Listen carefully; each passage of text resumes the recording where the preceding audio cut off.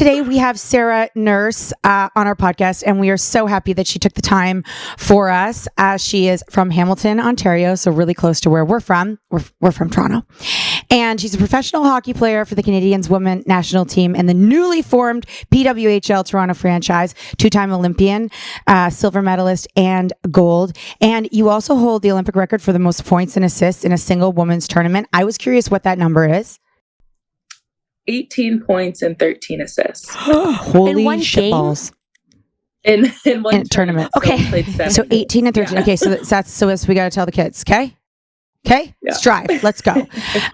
You're an entrepreneur, fashion and beauty lover, and advocate, leading the conversation around diversity and inclusion in hockey as one of the only women of color in a male-dominated sport.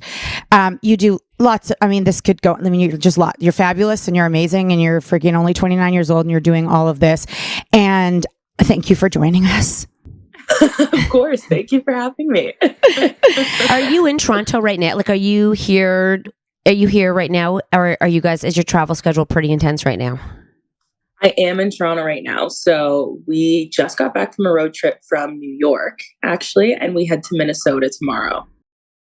Wow. I have to, I don't have the questions Annette does, so I won't go too far from asking a question, but there's, when we said we were having you on, first of all, I'm like, is there so much PR around the PWHL? Are we missing it, or are we doing it justice yet? Or what, who's doing the heavy lifting of the PWHL right now? Yeah, I definitely do think there's a lot of media and PR surrounding everything that's going on, which is really, really awesome. And I think us as players, we obviously want to focus so much on performance, but we do understand that we have to be out there and we have to be talking about ourselves and the league so that we can promote everything. I see that. And I said, someone said, are there, this might be controversial, but I said, what men in the league, because, I know Kobe Bryant was a huge supporter of the women's basketball league. And I'm like, what men right now are out there in the NHL supporting this league? And someone did say Carey Price has been a huge, advocate and being loud. And I'm like, who are there more? Are there a lot? Yeah, I think it's obviously coming along. I definitely think that we know some of the guys from training with them in the summer. So I know, my cousin, for example, has been super supportive of everything that I've done, and he's out in Edmonton playing.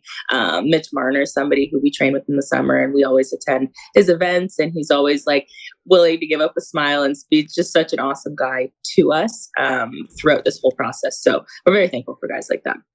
Well, we're going to make sure that on every platform we remind people to constantly post about you guys or you people, and to make sure that it's spread far and wide, because I think it also takes us as moms and as women and as educating the younger generation. Mm-hmm. This is let's take your kids and, do it so they can see that.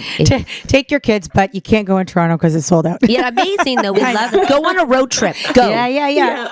Go on a road trip. You started playing hockey at a young age. Did you fall in love with the sport right away, and how old were you when you started? I think it was 3. But was it something you were naturally, this is my thing, I love this, I want to do this all the time, or did it take some pushing from family, or how do we make you? No, I'm joking. This is the secret sauce. No, so I started skating when I was 3, and it was because my dad loved hockey. He never played when he was younger, but he loved hockey, and so he wanted me to know how to skate. As a Canadian, he was like, you gotta know how to skate. And so I ended up just being really good at skating, and then that led into hockey. That gave my dad the green light, and he was like, oh my gosh, we can put her in hockey. And so I liked hockey for sure. I don't think I loved it immediately, but I was so competitive. And so once my dad kind of taught me the game and taught me how to be successful at the game, that's when I really dove into it. And I think my competitive instinct took over, but I loved so many other sports. I played basketball and volleyball. I ran track and field. And so there were so many other things that I did love, but I think hockey was what I excelled at the most. I'm listening to you and just saying that you're competitive, and it sounds like that was just a natural gene inside your body, and you have so many athletes, professional athletes in your family. You think that's just a gene that lives inside? Yeah.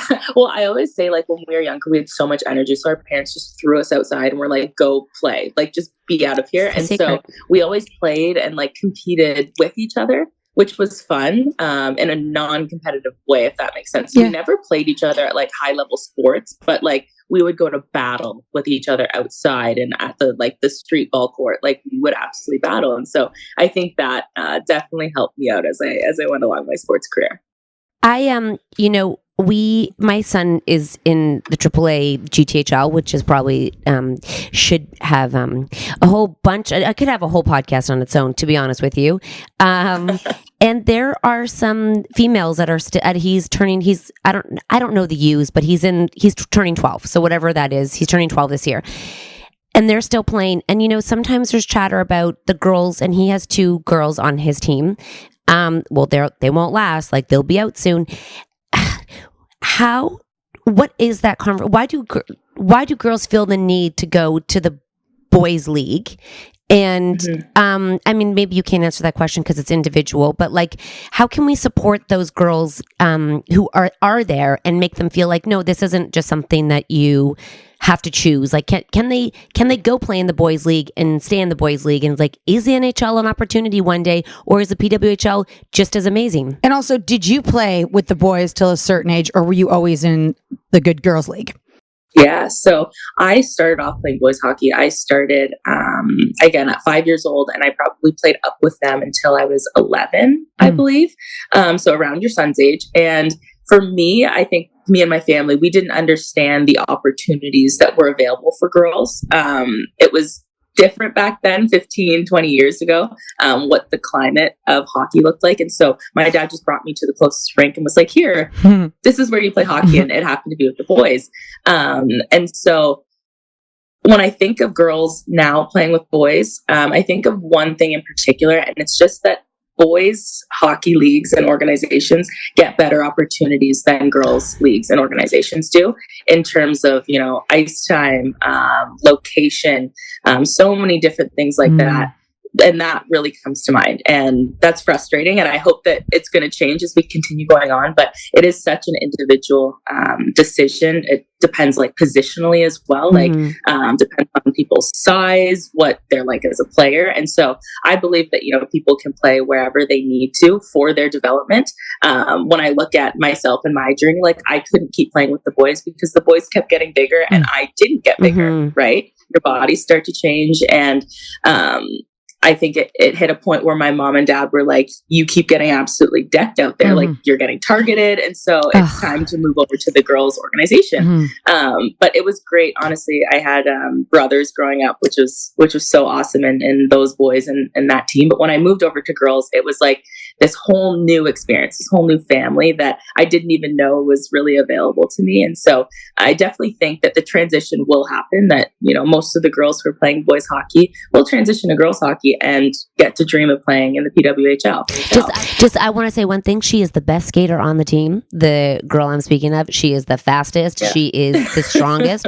And not only that, she got called up to the older age group this weekend and scored a freaking goal. And I was like, go girl, as a defense. And I was like, I said to her mom, I'm like, yes. I said to my son, I'm like, this is huge. Like, make sure you understand the importance that the risks that she must feel going into the rink every time as a female. And I'm like, understand that. And he's like, because they see it as he was always had girls on his team. And I'm like, it's a big deal. Just, you don't have to treat her differently. Deal. Just treat her like, she's your teammate and be proud of her for what she's accomplishing. Exactly. Side note, little question. When you moved to the girls league, were you able to stay in Hamilton? Was there a girls league in Hamilton? And were they as good as you? Yeah, there was definitely a girls' league in Hamilton. I kind of bounced around like the Hamilton area, but there were, especially in Ontario, we're so blessed with girls' hockey organizations. It's very different throughout the rest of the country and the rest of North America, but in Ontario, the infrastructure is so good. Yeah. What were some of the other obstacles you had to overcome in your professional career? I think obviously the constant doubt and negativity surrounding women in sport. Obviously individually there are comments of people talking about me. Even when I played boys hockey, the problem really was with the parents, to be completely fair. They were the ones who were the worst. It definitely wasn't my teammates. It wasn't the people that I played against. It was the parents. And so that started at a very young age. But as I've gotten older, the rhetoric and conversation around women's sports has just been so negative. And so combating that and not letting that get to you has been like a skill that I feel like I've mastered. Like I feel like I'm pretty good at it, and I like to share that with all of my teammates and the people around me. But I see in the last few years, like the tide's really changing, and people changing the conversation around women in sport, women in general, really just in everyday life, living on the earth. But in sports, I feel like it has changed slowly.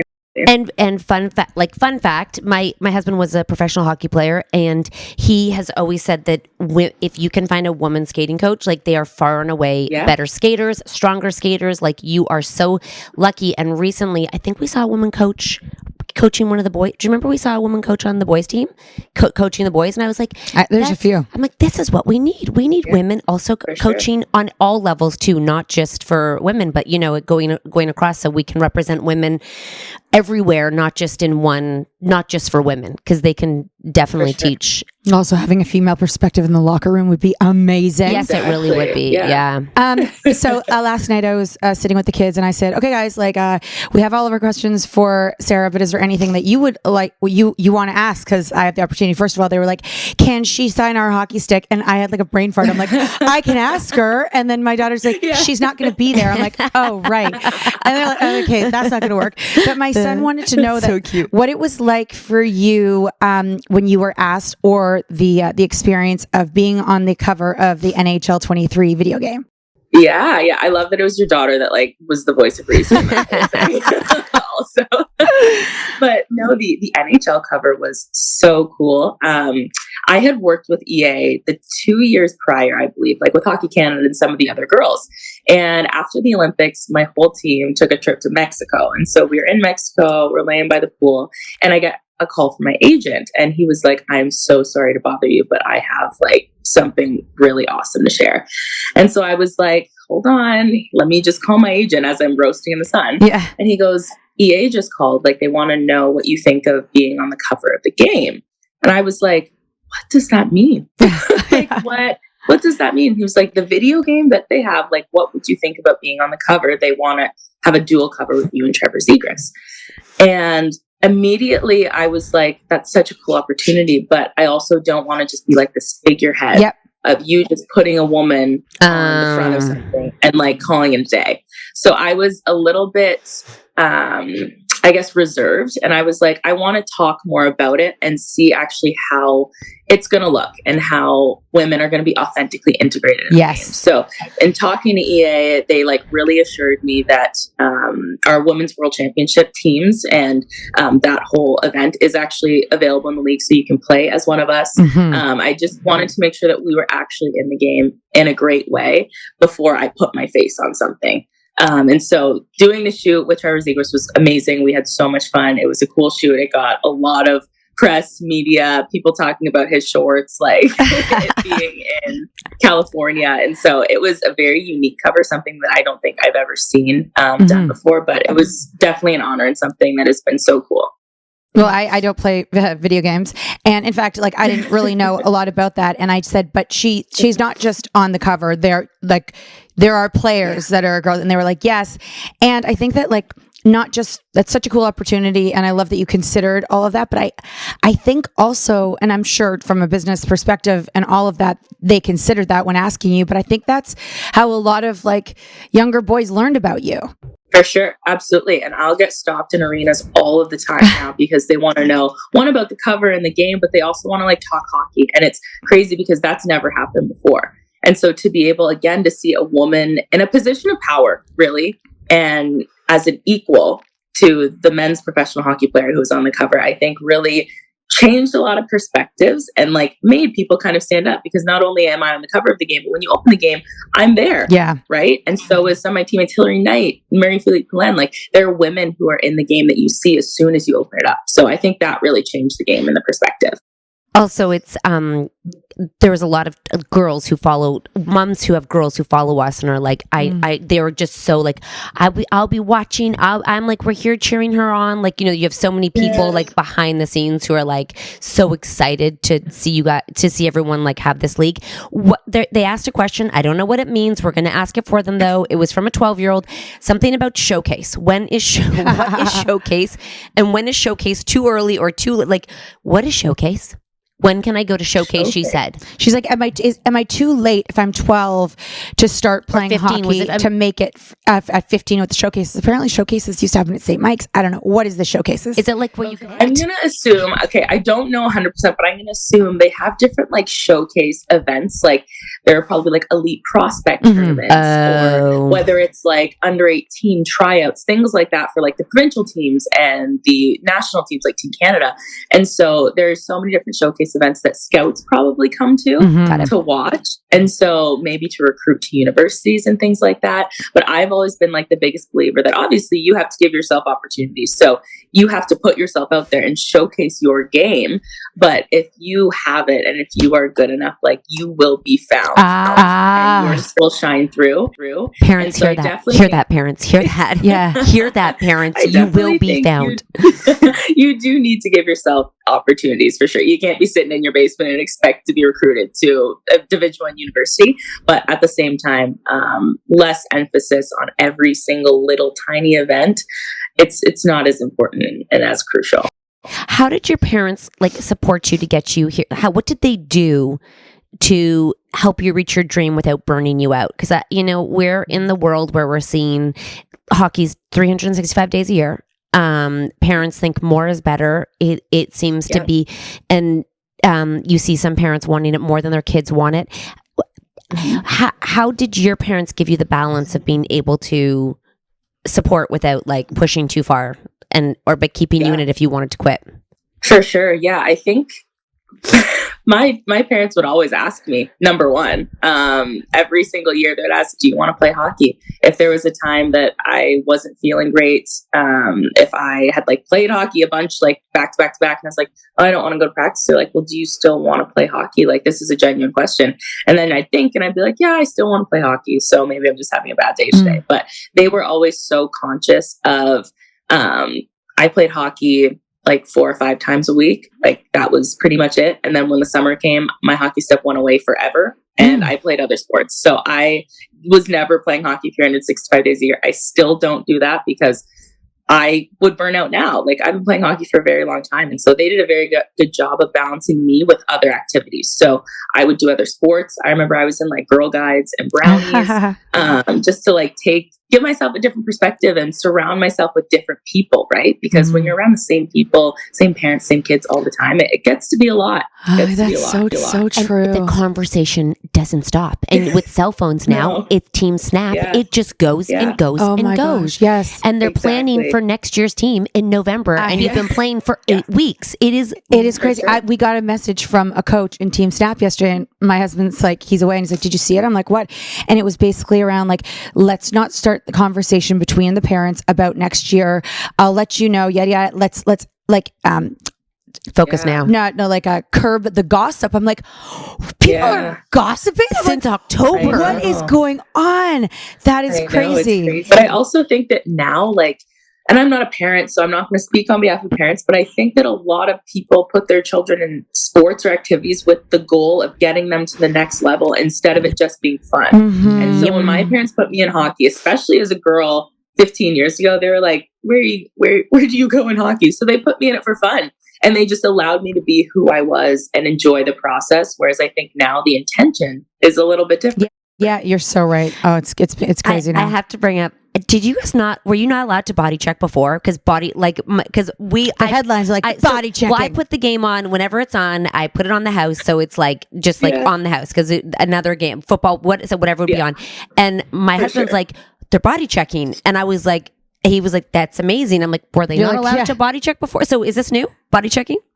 It is new in the rule book. So we have never been allowed to body check in the traditional sense. So we would always get penalties for it. And if you watch a Team Canada, Team USA game, there's a lot of body checking in it, but it's illegal. Like in the IIHF rule book, we get called for body checking, and they changed our rule book in the PWHL after a lot of conversation, because we would always get basically crapped on for not being able to body check. They were like, this isn't real hockey, blah, blah, blah. So we said, let's change the rule book. Let's allow body checking because it's already in the game. And so now, especially with this last week, the physicality of our game has been really highlighted, and it's been a lot of fun to obviously play, but also be able to see people really talking about this. Yeah. Oh yeah, it was my husband brought it up to me, and I was like, "Is this new?" I just thought because I mean, you look at the even AA single A house league, they can't wait to body check each other. It's like that's what part of the game. I feel like the minute you can check someone, you're like, yes, yeah. Do you? For sure. Are women less injured because of all the physical, like because of the fighting? Like, are you guys? Is your longevity longer as a player because of? Well, you guys are just stronger in general too as women. Less hits, and also for the head too. For the head, yeah. I would say that our faces are a lot prettier because we wear masks. I totally agree. Yes, totally agree. But it's that would be a really interesting study to do because longevity, when I talk about us not having a professional league, girls would stop playing hockey at like late 20s, early 30s because there are no opportunities and you need to get jobs, and at a certain point you have to choose between. And so I think in like 10 years, that's going to be really interesting to see and maybe to study because we actually have the opportunity to play hockey at a professional level for longer. Okay, we know you have to go, but last question is how can we support not only females up and coming, but also like the PWHL right now? There's a lot of people mad that it's called it's called provincial rather than national. I don't know what that was because they thought it should be National Women's Hockey League, but they called it Provincial Women's Hockey League, even though they go to the states. And there's no provinces and states. It's confusing to me. But anyways, professional women's hockey. Yeah, it's professional. Professional. I don't think that's right. She wrote in the DMs, it's provincial, and I was like, what? No, oh my God, that's amazing. Yeah, they're all trademarks and stuff. So like the National Women's Hockey League. Oh, thank God it's I called it professional, and she's like, it's provincial. I was like, what? I'm like, there's no provinces in America, though. It's confusing. She confused you. You knew it was professional. She confused you. Don't believe your DMs. Don't believe everything you get in your DM, guys. You were right. How can we support you guys, and how can we support the league and females up and coming? Yeah, I definitely think with females up and coming, just empowering them and understanding that they have the opportunity to do amazing things, whether that's as a player or just be a woman in sport. Like, obviously, you guys coming on and even having me, who is a woman in sport, you guys are supporting us in what we do. And so being able to empower women to pursue jobs in different sports leagues and organizations is so important. But in terms of the PWHL, obviously in Toronto, we are sold out. We're so grateful for that. But being able to keep talking about it online, because that's going to create demand, and that's how we're going to be able to move to bigger buildings, right? And that's how more people are going to be able to come watch us play. But obviously coming to watch us play, tuning in on TV, chatting about it on social media. Like social media is king, right? Yeah. And so to be able to create conversations on social media is huge. And so we're very excited because we're doing all that we can to make sure that we are prominent here and here to stay. Okay, I have to ask one more question just because my son gave me two, and I got to ask. Yeah. He said, I know that, that she's young and she's got a long career ahead of her, but as far as like your involvement in the PWHL provincial in the province, in the future of the league, do you? It may be too far to see, but like, do you have intentions of staying within it, and how would you want to be a part of it when you're no longer a player? I think for me, I've never had a passion for coaching or anything like that. I don't think that's necessarily my strength. And so for me, I think I would look maybe towards the business side of the game in terms of maybe like ownership or something like that. I think that would be really cool to pursue. I've done some work on broadcast. So I've been on like Sportsnet and TNT in the States, which has been a lot of fun. And so I think that there are so many opportunities for me to stay involved with the game, maybe not directly as a coach or an official or something like that, but I definitely think that I'll still be broadcast. Okay, for sure. I know with a face like that and that well spoken. I know we have to go, but was Minneapolis really? Oh no, sorry. Was it Minnesota? Minneapolis? Was it 13,000? What? That was 13,000 at one game. Yes, yeah. So they ended up breaking up the professional record, which was so cool. 13,000 plus, I believe, in Minneapolis. Yeah. It was awesome. We've been to Minneapolis. That is amazing. We only pull 1,000, Kat. we get on stage and get 1,000. 13. We have goals. We need to collab. Let's go. Exactly. We can get some skates on. I love this. Put a show on the ice. Exactly. Fall, but whatever. Wow. Well, so awesome. I can't wait for you guys to move to the bigger, not theater, the bigger arena, and so we can go. Yes. Yeah, it's we're so happy for you. Hopefully. Yeah. And yes, it will happen. Yeah. We're just saying into the world, it's going to happen. Yes. And congratulations. And you're inspiring literally so many that are showing up in our DMs. And I can't imagine all over that are just so thankful that you guys are on TV and they get to watch and be inspired and aspire to do what you're doing, and you're making history. That's super freaking cool. Mm-hmm. Yeah, thank you guys so much for having me. It was so fun to have a little chat. Yeah. Keep killing it, and we'll be here cheering you on. And if there's anything we can do to support your team, your league, let us know. And although you're doing just fine by yourself, but if there's anything we can do, we're here. Thank you, Sarah. Of course, I'll keep that in mind. Thanks, guys. Thanks. Bye.